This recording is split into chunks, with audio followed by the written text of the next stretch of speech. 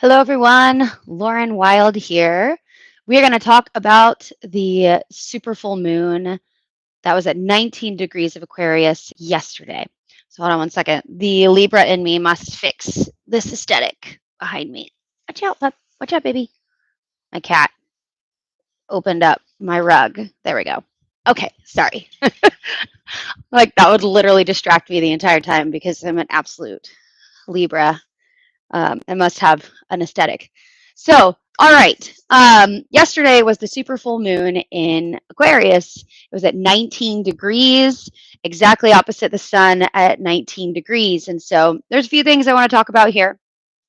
Number one being when the sun is in Leo, we are talking a lot about the self, the authentic self, the creative self, the ability to be in your leadership and be authentic to who you are.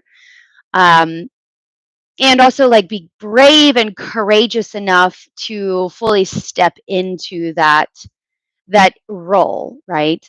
But Leo is ruled by the sun, and what's really interesting about it is that both of the aspects that create the full moon were in their natal houses. So they're very strong yesterday, and we're still in the influence today. Sometimes I like doing retroactive readings better than predictive readings because it allows you to kind of make more sense out of it and not get as anxious about trying to project into the future.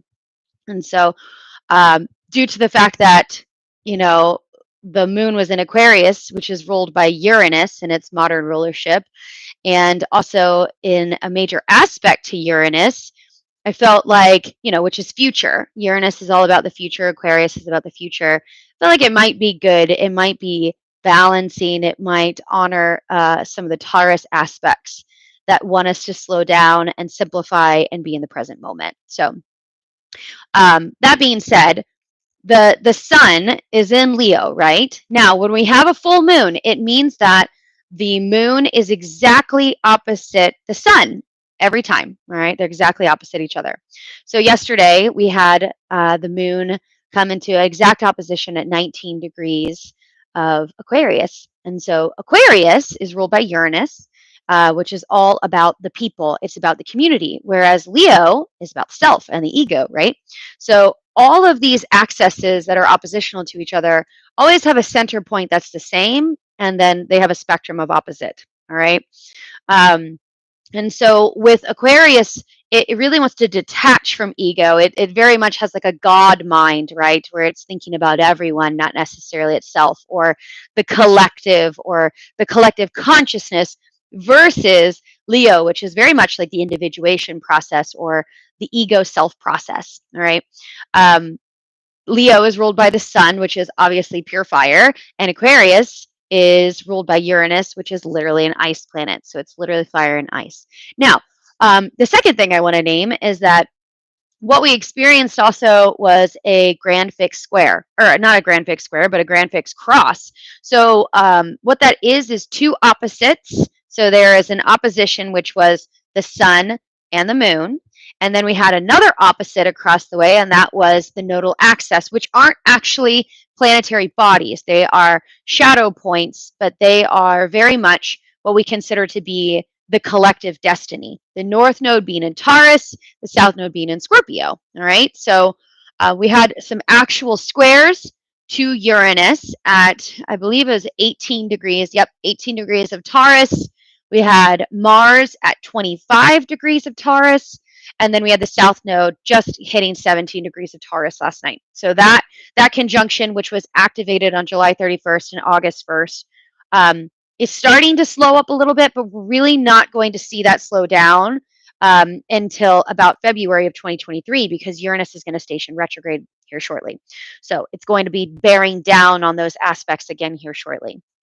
With all of that being said, especially with Mars in the picture, as well as the South Node being in Scorpio, we're looking at what's called a fixed grand cross. Now, what happens with the fixed grand cross is that we get literally put in a pressure cooker with no way out. And so, especially with Saturn in the mix, because the moon in Aquarius was conjunct Saturn, And then we had Mars also in a trine to Pluto retrograde.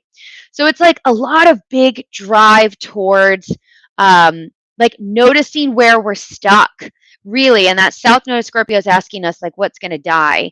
And Uranus is asking us, well, what's going to change? Taurus is asking us, what is actually sustainable? Yeah, right. And Leo is like, well, where do I fit in the picture? Like, what is true to my heart?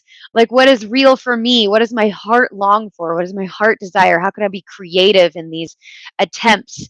And so when they're all working together, it looks like a creative, inventive pivot or change to let something old die and something new progress that is sustainable. That's kind of like the full characteristic of that aspect.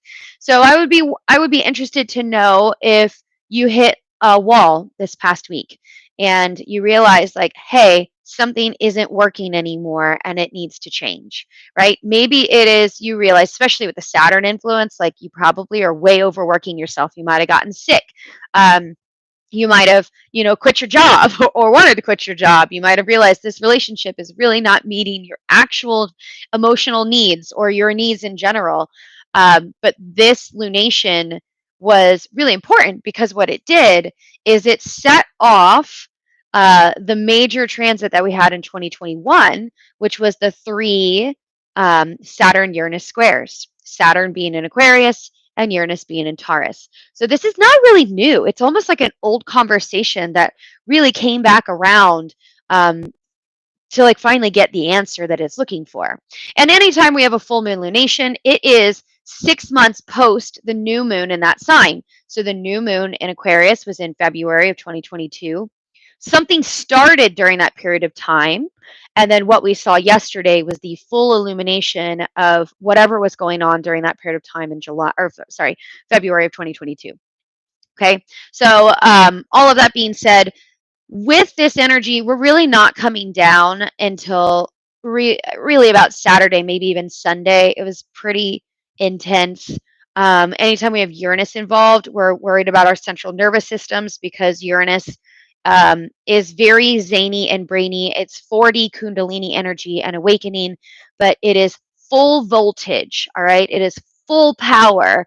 It is divine revelation. It is change. It is Kundalini activation and waking up, right? Surprise and shakiness and anxiety can come. And so anytime there's a major Uranus aspect, we know that we're going to feel anxious leading up to it and we're going to feel drained afterwards. As a person deeply ruled by Uranus, it's exactly conjunct my ascendant. I will tell you, it is very much looks like manifesting generator energy, where it's like you push a lot out of you and then you need a lot of rest after that. This particular aspect is going to require us to rest. Because of the fire in the air, I would be looking to water as your element to help settle. So maybe taking salt baths, maybe taking a shower, just kind of like wash all that energy off of you. Using salt, asking the salt in the water to take any residual energy that needs to go with it and watching it go down the drain. Tell the water thank you, tell the salt thank you. But this particular moon requires something to be let go. So the ritual that I'm asking you guys to do, if you want to do it, is really actually very simple. It is a burning ritual. It is writing down what you know you need to let go of and burning it. Honestly, that is how simple it is. I am very much like an elaborate ritualist and I like love beautiful and intricate ritual. This one is really simple. We need to keep it simple, and that is let go, like physically burn what you know you're done with, and then start to cultivate and call in what it is that you want to develop, particularly over the next 6 months as we get to the new cycle of that, which will be back in February of 2023. So, what I am doing is after I have written down all the things that I know I want to let go of, I'm going to sit down and I'm going to harness the final few days of the sun being in Leo, and I'm going to make a creative vision board. So, that's kind of light and lovey, but it works. All right. It works for me. I need words. I need visuals. I need a heading that people without vision perish. Right. And so I'm going to sit down and I'm going to start working on some visuals that line up with my spell jars and get a sense of what it is that I'm actually, wanting to let go of and then replace, right? So if we don't, we can let all this energy go, but if we don't put some sort of energetic, like signature on it, the same kind of energy can just refill the space, especially if we're not being careful about it. So I just wanted to name that for you. You're going to feel tired. You're probably going to need a lot of magnesium because that Uranus aspect will really wear you out. And rest. Declutter your stuff, right? Just start purging stuff that doesn't work for you anymore. But really and truly, central nervous system rest with the Uranus aspect. The other thing I will say, because Saturn is involved and so is Mars, is that this energy is good for setting some goals and also completing work that is going to have like a long-term fixed persistence behind it. Because of Saturn being in there, it has this concretization energy that is going to like make it solid. Okay, so it's like if you know that there's a project you need to complete that you really love and you really want it to have staying power, this is the energy to do it in. Excuse me. I'm getting a tickle in my throat that feels like it literally came out of nowhere. So whoever I'm reading for right now, I feel like you literally need to hydrate. And I know I need to hydrate too, but I've drank a half a gallon of water today. So I feel like that could also be for someone else. The other thing is you need to speak your truth about something to someone. I can literally feel like a constriction. I do not like that. So really and truly letting yourself sit down and get clear about what it is. I will say, with Mars being involved and Uranus, this energy can make us hella impulsive and make us want to sever things without a plan. But Saturn really is a big part of this. And so when Saturn is involved with Uranus, it means you need a plan to change.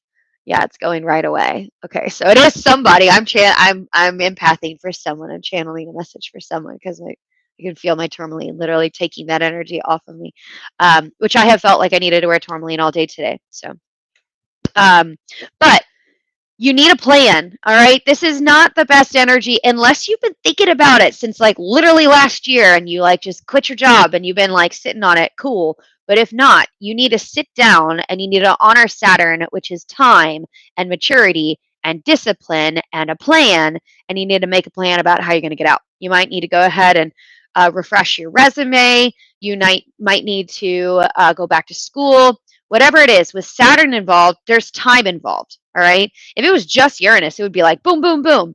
But the fact that we've got Saturn involved means that there is a need to slow down. Okay. So hopefully this is helpful for you guys. Drink your water. Sit down and complete the projects that you know you want to have lasting power. All right. Invest in the things, invest in the people that you know you want to have like a lot of staying power with. Okay. This energy is going to hit the fixed signs absolutely the hardest. All right. So the fixed signs being our Leo and Aquarius and our Taurus and our Scorpios. The other bigger aspect was Neptune sextile to Mars. So that was a very harmonious aspect, which gives us the ability to dream and think creatively. And then the other one is Pluto retrograde is in a trine also to Mars. So it gives us this energy that makes us want to dream and also concretize our dreams. So those two aspects were very supportive to this. Okay. Anytime Saturn's involved, though, karma is a part of the story. It is something's coming to completion, and something is starting that was meant to happen at this time because Saturn rules time. So, like, you have to understand you can't like get away from the timing of this aspect, and it's going to take a little while. You're going to start the project now, but you might not see the fruition of it until next year because of Saturn being a part of it. Okay. So hopefully this is helpful for you guys. I will catch you on the next reading, which will be our new moon in Virgo. So I hope you guys have a great day. Please rest. Whoever I'm talking to with throat, you need to talk to somebody because that was like, huh. And get some tourmaline, get some black tourmaline. All right, y'all. Till next time. See ya. Bye.